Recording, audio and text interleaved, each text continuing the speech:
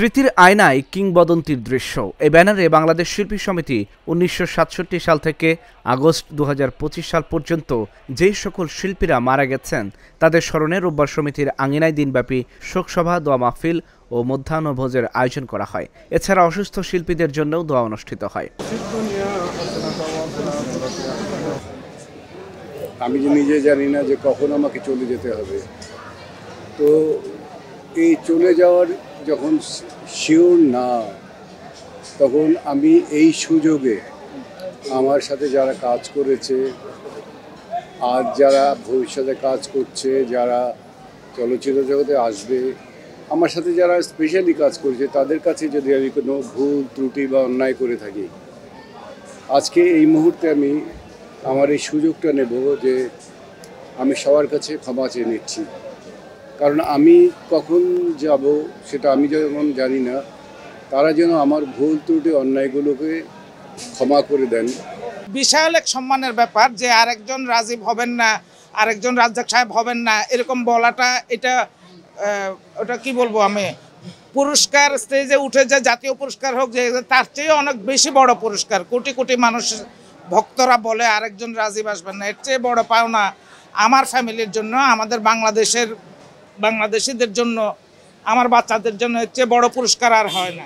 যে আমি 6 বছর হলো আমেরিকায় গিয়েছি, 6 বছরে আমি 36 বার আসা যাওয়া করেছি। আমাকে অনেকেই ঢাকায় বলে যে আপনি কোন সময় আমেরিকায় থাকেন আর কোন সময় ঢাকা থাকেন, আমরা বুঝি না। এটা আমার ভালোবাসা, আমি থাকতে পারি না, আমার কষ্ট হয়, আর কষ্ট হলেই চলে আসি। এই আয়োজনে প্রয়াত শিল্পীদের পরিবার, গুণী শিল্পীরা ও চলচ্চিত্র সংশ্লিষ্টরা উপস্থিত ছিলেন। বিশ্বের বিভিন্ন প্রান্ত থেকে ছুটে আসা শিল্পীদের অংশগ্রহণে সমিতি প্রাঙ্গণ হয়ে ওঠে মিলন মেলা।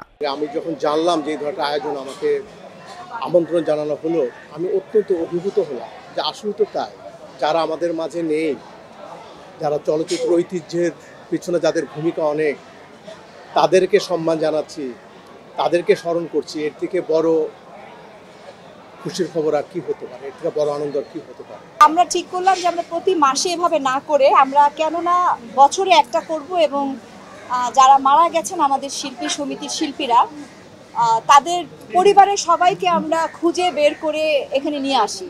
কাজের পরিধি কমে যাওয়ার কারণে হয়তো বা আগের মতন সে প্রিয় প্রাঙ্গণে আসা হয় না, অনেক সহকর্মীদের সঙ্গে তাদের দেখা হয় না। সেই জায়গা থেকে আমাদের টার্গেট ছিল যে প্রয়াত এই যাবৎকালে যাদেরকে আমরা হারিয়েছি সেই পরিবারকে আমরা শ্রদ্ধা জানানো এবং যাদেরকে হারিয়েছি তাদেরকে স্মৃতিচারণ করা। এদিকে 60 থেকে 90 দশক পর্যন্ত সময়কে বলা হয় চলচ্চিত্রের সোনালী দিন। ওই সময়ে তৈরি হয়েছে অনেক গুণী অভিনয় শিল্পী, যারা উপহার দিয়েছেন কালজয়ী অগণিত চলচ্চিত্র। তারা এখনও চলচ্চিত্রাঙ্গনে স্মরণীয় ও বরণীয়।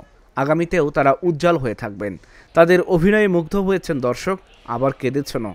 অনেকেই আজ নেই, তবে রয়ে গেছে স্মৃতির ঢালি।